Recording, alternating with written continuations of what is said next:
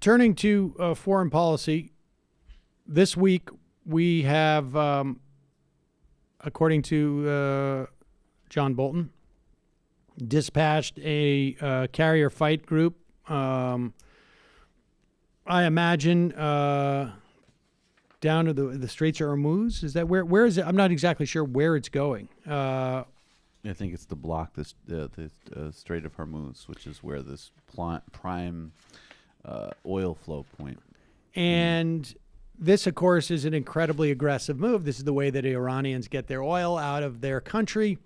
And the U.S. is going, I don't know if it's to block or if it's just to hang around and see what happens.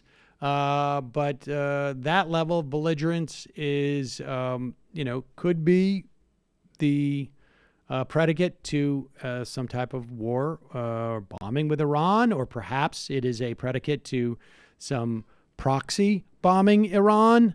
And our positioning there is to basically do one of those things where it's like, oh. This is even worse. I mean, they're actually saying that it's a deterrence from what is seen as a potential preparation by Iranian forces and its proxies that may indicate a possible attacks on U.S. forces in the region, which is incredibly dishonest and dangerous. I mean, this is like when they made the Republican National Guard a terrorist group. They did that, like they determined a couple of months ago. That was incredibly provocative. And Iran, in response, said that all U.S. forces in the region are a terrorist force, essentially, as a kind of like tit for tat. Well, and but the truth is they've been playing near each other, at times targeting each other, at times informally cooperating for years. So nothing is different. Anybody that would kind of put reporting forward on some type of new, like, Lebanon 1980s scenario is lying. Well, first off, the idea that Iran would pick a fight with the United States is absurd. It's just simply absurd. But more importantly, recall that, like you said, when we designated the Iranian Guard a terrorist organization, one of the things that people were concerned about is, does that mean under the AUMF, which is the Authorization for Use of Military Force, which was signed in the wake of 9/11, which allows for a far too much power in the executive to wage war amongst far too many people, but specifically terror groups. This could be a predicate to opening up a legal justification for kinetic energy, or whatever they call it, in a war on Iran. So this is disturbing. And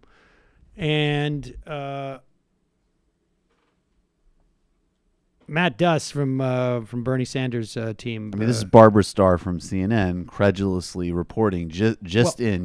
I mean, well, wait a second. Barbara Starr is not credulously reporting anything. She is it's repeating something. Yeah. Oh, yeah. No, Barbara Starr was part of the Bush administration in pushing this stuff in many respects.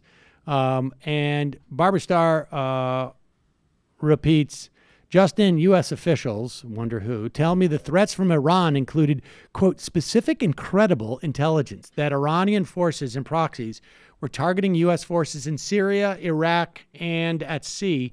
There were multiple threads of intelligence about multiple locations, the officials said. #Iran. And Matt Duss said Bolton has a well-documented history of misrepresenting intel to justify escalation, and the administration is desperate to change the subject after taking a pie in the face in Venezuela, but okay. And I think Matt Duss is right about that. One of the other things that they're doing to avoid a pie in the face is also getting into a trade fight with China. And this, again, Donald Trump has I think a sort of a built-in almost knee-jerk response to losing something and to feeling like he's being humiliated by starting up, another squabble somewhere else.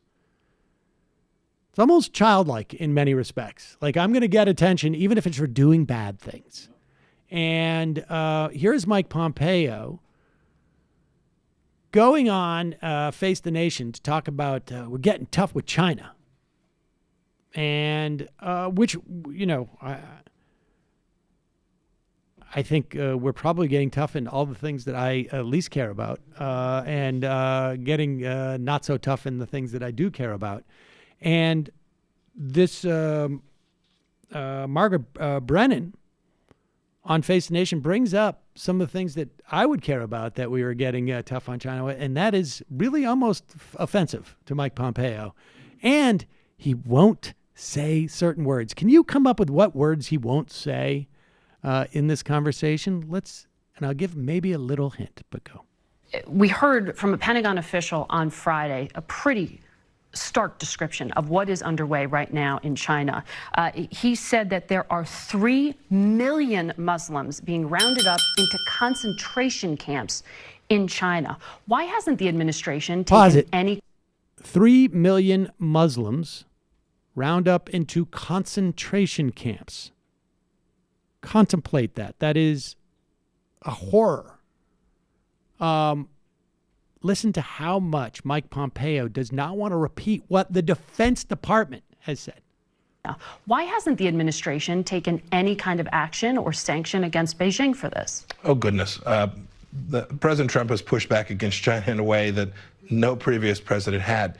They had given the Chinese a free pass in every dimension. President Trump is now pushing back on the enormous trade abuses. You've seen me personally speak out about the same situation that you're describing. This number, certainly up to 1 million people held in re-education camps. The Trump administration is going to hold every nation. Did you see what he just did there? He tried. 3 million people from a concentration camp just turned into 1 million people in a re-education camp. And the amazing thing is, he thinks that's a mitigating. Oh, it's just a re-education camp. Oh, okay. Just a re-education camp, of course. His mitigation switched to their state terminology. It's not just that. It wasn't. Right. That's a term that they would tend to use. Getting tough on China. Go ahead. Certainly up to 1 million people held in re-education camps. The Trump administration is going to hold every nation accountable. You're okay with that term, re-education camps, not concentration camps, which the Pentagon used? We can use lots of different terms to describe what's taking place. This is enormous human rights violations. I've spoken about it repeatedly. Why the entire administration has spoken about it repeatedly. You just said 1 million minorities. Yeah. The Pentagon says 3 million. Yeah. Is there a discrepancy within the administration on what to do about this and what's actually happening? There's not. Don't play ticky-tack. There's no discrepancy. This administration, concentration camps is a loaded term, sir, and 3 million Muslims being rounded up is something that many would expect the United States to raise at the highest levels. And we've done so. So it sounds like you're satisfied with that, right? We've done so, right?